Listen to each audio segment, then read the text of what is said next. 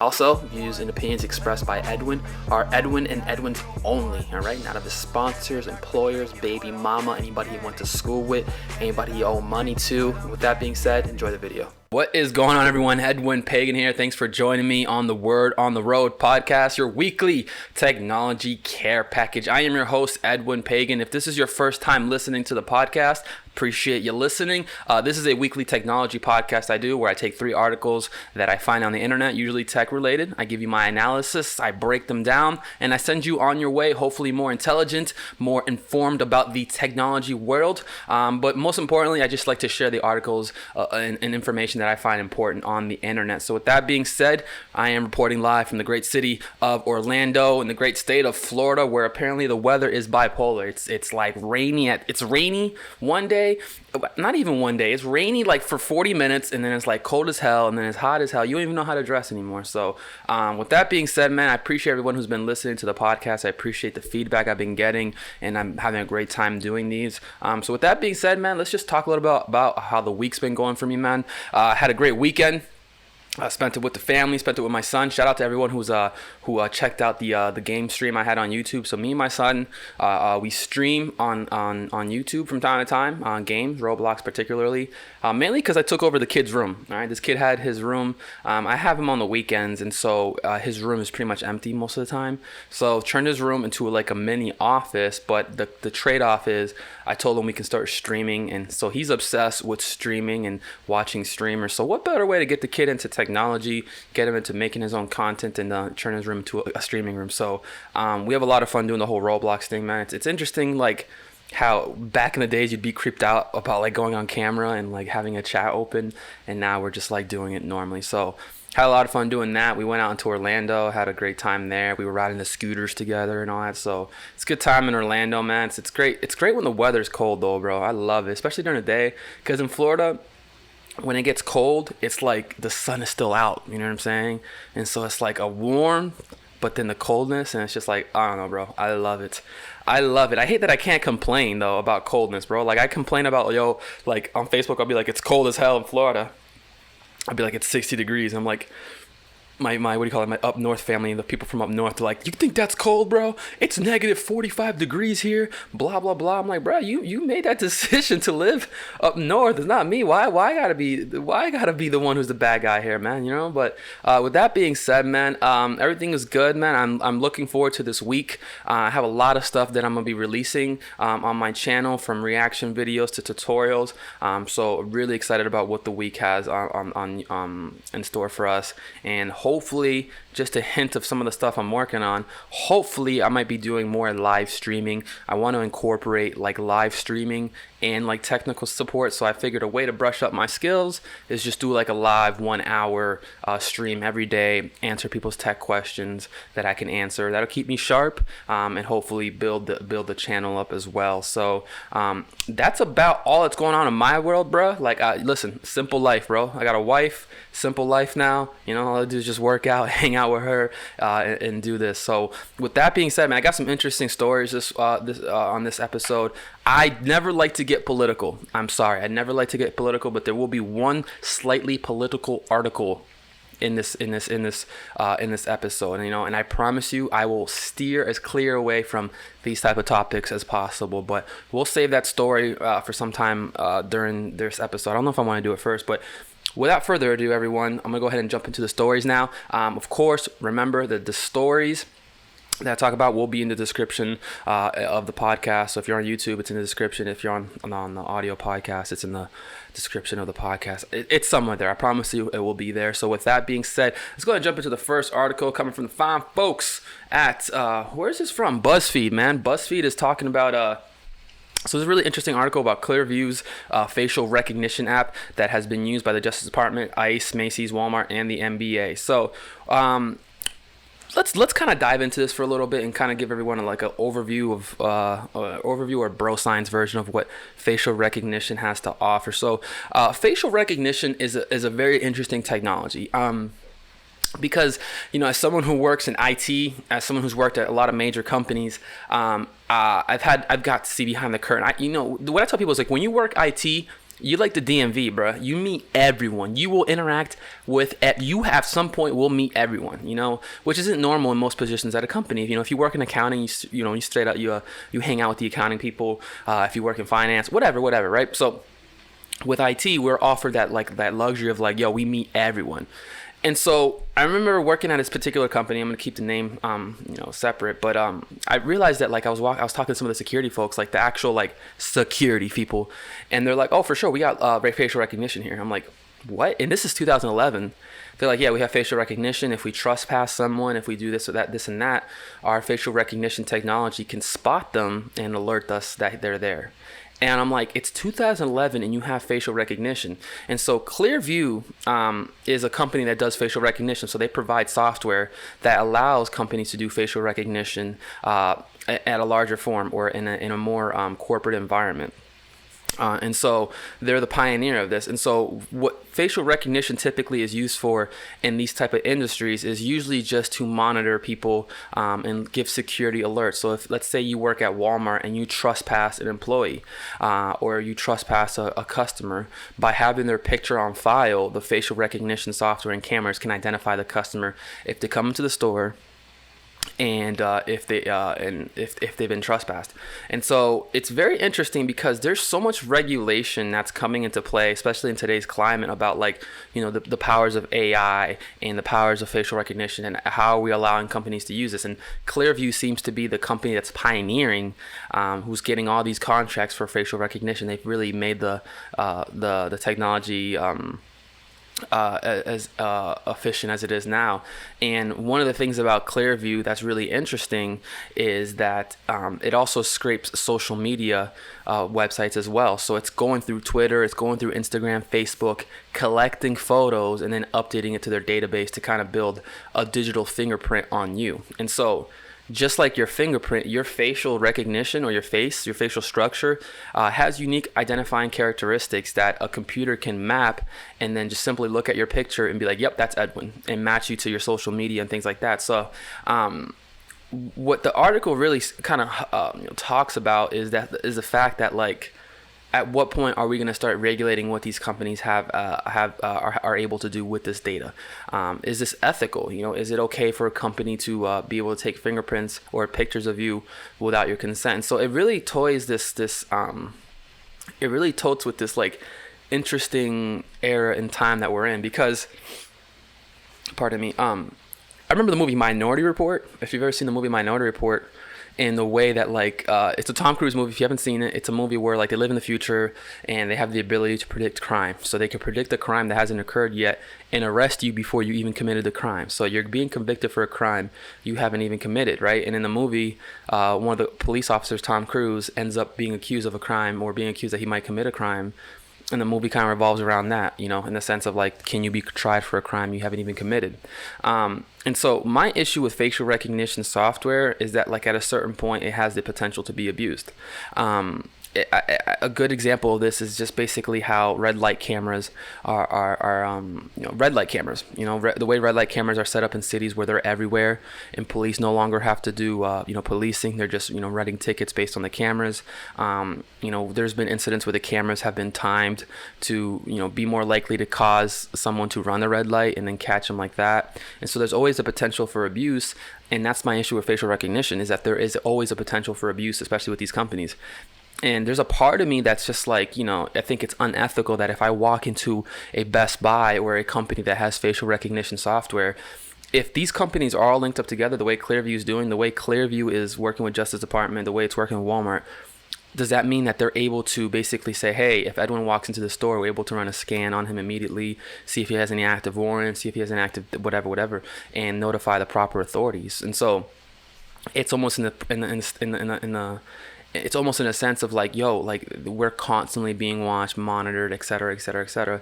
And so definitely there needs to be some type of regulation in place and regulation in place now as far as what these companies can do, because we start going down this road. I've talked about it on this podcast before, but we start going down this road where we're constantly policing.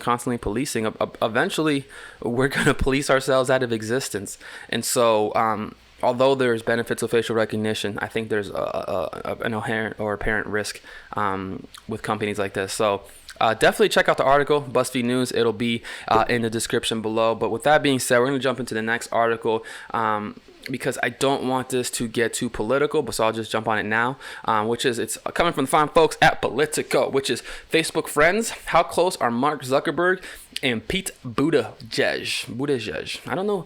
Listen, I'm not very political. I really am not. But this article basically is talking about, CEO Mark Zuckerberg and the, at the time presidential candidate, Pete Buttigieg. And so what's really interesting about the article is that, like, the fear that Silicon Valley and a lot of politicians have now about how Mark Zuckerberg and the relationship that Facebook has with politicians. And this really toes a very interesting line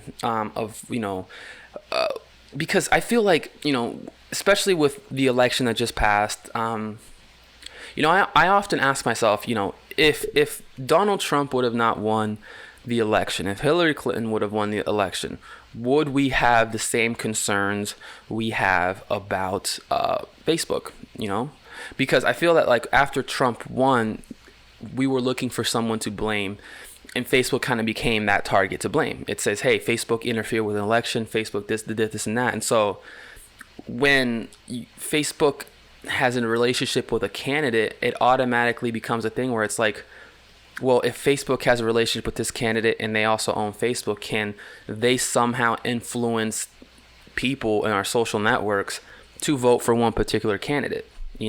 That's the fear that they have. But in the same sense, because the article, and again, I definitely say check out the article, but the article really talks about the capabilities of Facebook and data analytics and how it can help politicians win. But a lot of this, I ask myself, is, okay, well, are we mad that that Facebook is working with one particular candidate, or is it just something that like you're just mad because you don't understand the technology, or you're looking for someone to blame? Because in the same respect, I look at it from the sense of, like, we're living in a time where, we have information about everyone. We have all this information, but all these technologies, all these data analytics, all these insights that Facebook offers is available to all the candidates, and all the candidates have the ability to reach out to their potential voter base, the people who want to vote for them. They have the ability to do that. Is it their fault that they haven't adapted to it? You know what I mean? Like, meaning, is door-to-door sales more efficient today versus going on LinkedIn and, messaging people directly, going on Instagram and messaging people directly, reaching out to your community? And I think that a lot of the newer candidates understand that, and they're using social media for that. Whereas the other older candidates, they're pretty much saying, no, Facebook is cheating. No, Facebook is doing that, because they have yet to adapt to that technology. Because I think, Facebook can influence people in one way, but I think Facebook does a very good job of delivering targeted information. At a certain point, as adults, we have to be able to distinguish what's fake news versus what's reality, what's a meme versus what's a real picture. But I grew up in an era where we all assume that what you read on the internet is take it with a grain of salt. It's like, where'd you learn that from? The internet. Oh, well, that explains why. You didn't learn it in a book. You didn't learn it at the library. You learned it on the internet. So this assumption we have now that we're trying to filter the internet, that we're trying to say, hey, Facebook needs to regulate what content they're putting out there. At that point, in my opinion, you're interfering with free speech. I think that it's an ecosystem, and so we should be able to put out whatever we want, and us as collectively as a people and as users of the social network can root this stuff out and say, hey guys, this is fake, and kind of just basically act as the police ourselves and keep this stuff and keep this network clean in that sense. And so it's weird that the government is really trying to interfere with what Facebook does. Now, not to say that Facebook doesn't need regulations, but in that same respect, when you start going into things like, why is Mark Zuckerberg talking to this guy? Should he be able to talk to politicians? There's not a single politician out here, I believe, who wouldn't want support from Facebook, who wouldn't want assistance for Facebook, who wouldn't want to use Facebook's assistance or data and tools that they have available. There isn't a single candidate, because they're all in the business of winning. And so in that respect, I feel like they hate Facebook, but they also need Facebook.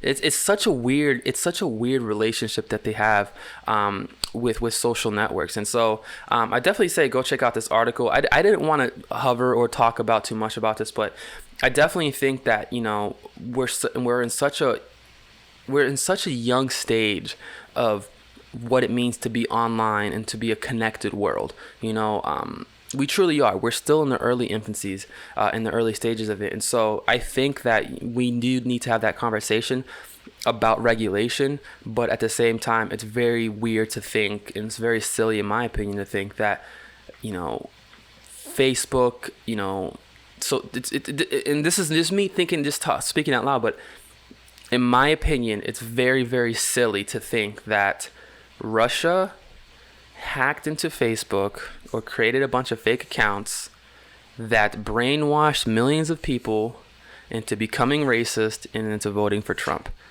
I think to say that that's how Facebook hacked our election and interfered with the election is a silly conversation to have, because there were Trump supporters before Facebook, and there will be Trump supporters after Facebook. And at the end of the day, you know, I just think that, like, if we go down this route of saying, hey, these companies did XYZ when we don't really understand the technology, we're going to go down a really interesting road that's going to, in my opinion, halt the progression of technology and prevent these companies from really becoming what they are. So, but maybe I don't know what the hell I'm talking about. But with that being said, definitely check out that article. It is on Politico. Very, very interesting article. I did a terrible job of explaining it right now, but definitely check that article out. So with that being said, and just to close things out, man, and of course, I want to say, everyone, of course, if you're still listening, make sure you're subscribed, blah, blah, blah, blah, blah, blah. We're going to jump into the last article of the day and then send you on your way. And this is coming from the fine folks at Wired Magazine, which is Silicon Valley. This is just a piece, but it talks about Silicon Valley ruined the work culture. Why does every damn place, even old school corporate offices, have to be fun and full of foosball? Now, very, very interesting article. It's an article that I could definitely relate to as someone who has, I've been working in IT since I was 17 years old. And I've been working Fortune 500 companies since I was like 19. So I've had the luxury of I've been blessed with being able to get really good jobs. So I'm working for Dell, working for Universal, XYZ. In all these companies I've seen, I've worked for companies that had one culture, and then I had worked for companies that had different cultures. And what I've noticed now is that the startup culture is now becoming the standard for corporate cultures.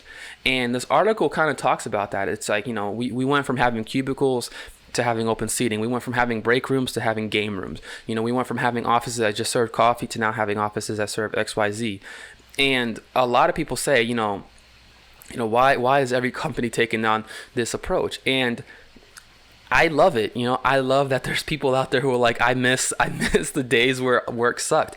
I could tell you that a lot of companies are catching on to the idea that it's called trickle down economics. I think someone told me about this, but happy employees means happy customers. When your employees want to be at work, it becomes a thing where it's it shows in the work and the quality of work and the way they talk to customers. If you treat your employees like crap, you expect them to treat the customers any better. And so what this article talks about is how the corporate office has really just changed to now everyone dresses casual. And to me, I really think that we have to look at it from the standpoint of what do you need?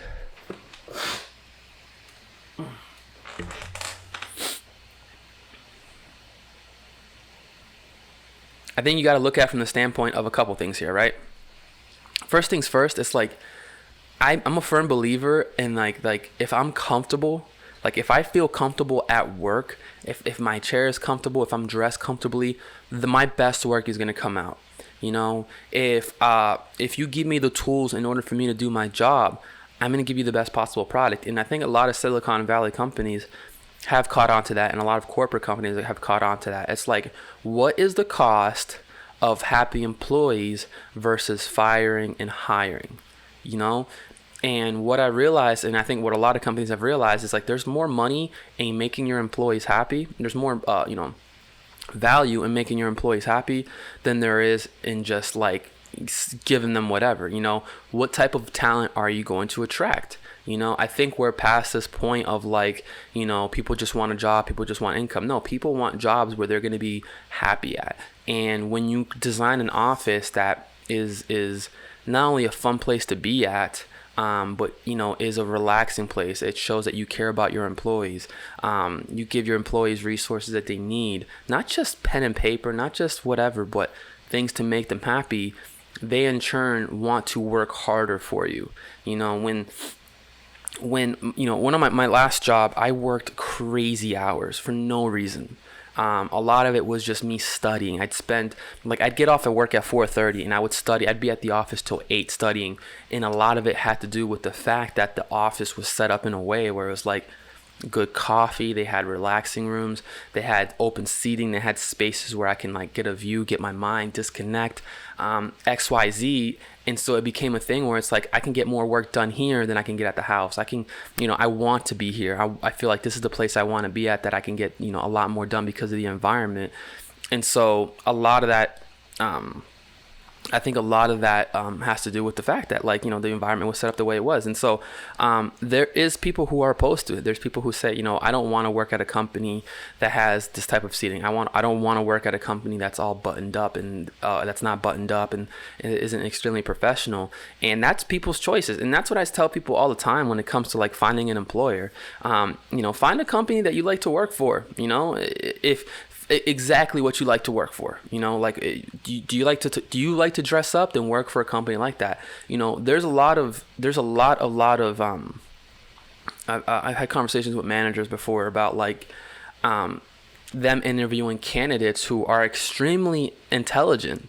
These guys are intelligent. They have the skill set to do the job. They have, they're talented programmers, etc. But the issue that they have is that like they're not a right fit for the culture there. Meaning everyone at the office is a certain type of way. They like to play these games. They have a certain type of sense of humor. And this person is very tidied up. They're very suited up. They're very like firm. They don't joke around. And it's like, we don't feel that you're a right fit for this culture of this company.